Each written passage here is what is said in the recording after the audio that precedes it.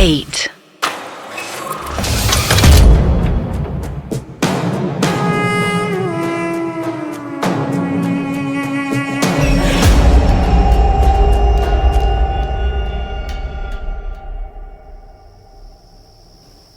रात के 11:30 बज चुके थे।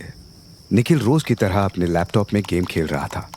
2-4 ज़ॉम्बीज़ को मारे बिना निखिल को नींद नहीं आती।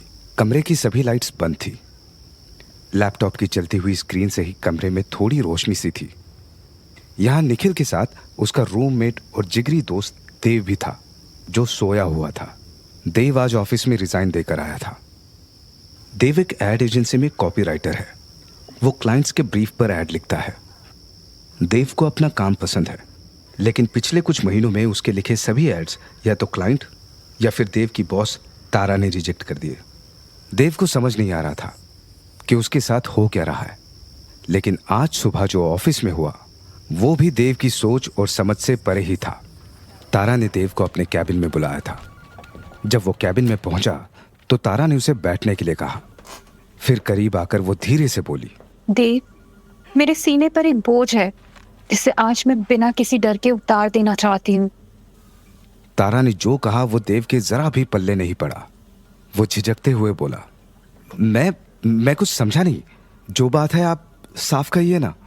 ये सुनते ही तारा ने अपने कैबिन में यहाँ वहाँ नजर दौड़ाई और देव के हाथ में एक कागज का टुकड़ा रख दिया। देव ने कागज का वो टुकड़ा खोल कर देखा। उस पर लिखा था, वो आवाज चाहती है कि तुम ये शहर छोड़ दो। देव को वो कागज देकर तारा ने राहत की सांस ली और अपनी कुर्सी पर आकर बैठ गई। देव ने कागज पर लिखे मैसेज को फिर से पढ़ा और तारा को हैरानी से देखते हुए बोला, ये सब क्या है? ये कौन सी आवाजें हैं जो चाहती है कि मैं शहर छोड़ दूं? इस पर तारा ने कहा, मुझे नहीं पता वो कौन है। वो कोई इंसान नहीं है, बस एक आवाज है, बस एक आवाज। तारा ने घबराते हुए कहा। तारा की बात सुनकर देव कुछ देर तक खामोश रहा, फिर अचानक ही मुस्कुराने लगा। तुम मुस्कुरा क्यों रहे हो? तारा ने हैरानी से पूछा। तभी देव ने कागज का वो टुकड़ा टेबल पर रखते हुए कहा, आप मेरे साथ प्रैंक कर रही है ना? कल मेरा जन्मदिन है, इसलिए आज आप मेरे साथ ये प्रैंक कर रही है ना? जैसे लास्ट ईयर आपने विवेक के बर्थडे पर किया था। खुद भूत बनकर उसे डरा दिया था आपने, और आज इस कागज पर ये सब लिखकर मुझे डराना चाहती हैं। लेकिन मैं डरने वाला नहीं हूं। मैं बहुत स्ट्रांग हूं। मैं किसी से नहीं डरता। देव, मैं कोई प्रैंक नहीं कर रही। I am serious. तारा ने एकदम सीरियस टोन में कहा। फिर वो आगे बोली, ये सब कुछ महीनों पहले ही शुरू हुआ था। एक सुबह मैं उठी और मुझे एक औरत की आवाज आने लगी। मैं हर वक्त उसे अपने आसपास फील कर सकती हूँ। उसी के कहने पर मैंने तुम्हारे लिखे सभी एड्स को रिजेक्ट किया। वो चाहती है कि तुम यहाँ से चले जाओ। आप कुछ भी कहेंगी और मैं मान लूंगा, देव थपक से बोला। तभी तारा ने गुस्से में कहा, तुम्हें मानना पड़ेगा। सुना तुमने? मानना पड़ेगा तुम्हें। इतना कहकर तारा ने खुद को शांत किया और फिर भर आए गले से बोली, उसने मुझे धमकी दी है देव। वो मेरी बेटी को। कहते हुए तारा की आंखों में आंसू उतर आए थे। आपने मुझे ये सब पहले क्यों नहीं बताया? देव ने पूछा। मुझे समझ नहीं आ रहा था कि ये सब तुमसे कैसे कहूँ। ये बात ही इतनी अजीब है कि कोई भी इस पर यकीन नहीं करेगा, लेकिन मैं सच कह रही हूँ देव, मेरा यकीन करो। तारा की ये हालत देखकर देव को उस पर यकीन आ गया था, लेकिन उसे समझ नहीं आया कि ये कौन औरत है जो चाहती है कि वो ये शहर छोड़ दे, और क्यों। तारा ने खुद को संभाला और देव की तरफ देखते हुए कहा, मुझे लगा था कि बार बार रिजेक्ट होने के बाद तुम खुद से ही रिजाइन कर दोगे, लेकिन ऐसा नहीं हुआ। तुम प्लीज रिजाइन कर दो और यहाँ से चले जाओ। अगर आज तुम नहीं गए ना तो वो आवाज, वो औरत, वो जो भी है, वो मेरी बेटी को वो कुछ भी कर सकती है देव। देव ने तारा पर यकीन कर लिया था। फिर उसने ज्यादा नहीं सोचा, बस रेजिग्नेशन लेटर पर साइन किया और तारा को लेटर देकर बोला, उस आवाज ने कुछ तो कहा होगा, कुछ ऐसा जिससे मैं समझ सकूं कि वो कौन है और आखिर मुझसे क्या चाहती है। तारा ने अपने दिमाग पर जोर डाला और याद करने की कोशिश करने लगी, लेकिन उसे ऐसा कुछ भी याद नहीं आया जो देव के मतलब का हो। कुछ देर बाद बिना कुछ कहे देव उठा और कैबिन से जाने लगा। तभी तारा को कुछ याद आया और वो झट से बोली, देव, याद आया। उसने उसने एक बार कहा था कि तुम्हारी हवेली को तुम्हारा इंतजार है। हवेली को? हवेली? लेकिन मेरी तो कोई हवेली नहीं है, देव ने हैरानी से कहा था।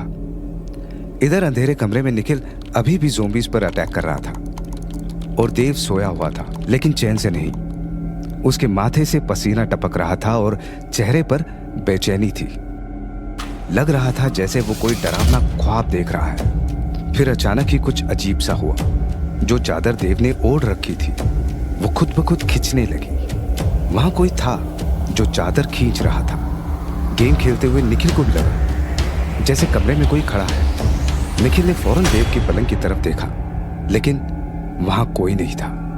निखिल ने राहत की सांस ली और फिर से अपने गेम में लग गया। फिर कुछ देर बाद एक और अजीब सी चीज हुई। देव के पैरों पर पड़ी हुई चादर अचानक से हवा में लहरने लगी।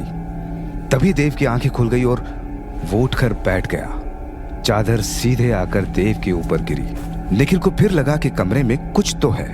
उसने फौरन लाइट्स ऑन कर दी। जैसे ही कमरे में रोशनी हुई, निखिल जोर से चीखा, भूत! भूत! बचाओ! भूत! निखिल की चीखें सुनकर देव ने चादर हटाई और तेज आवाज में बोला, अरे मैं हूं देव।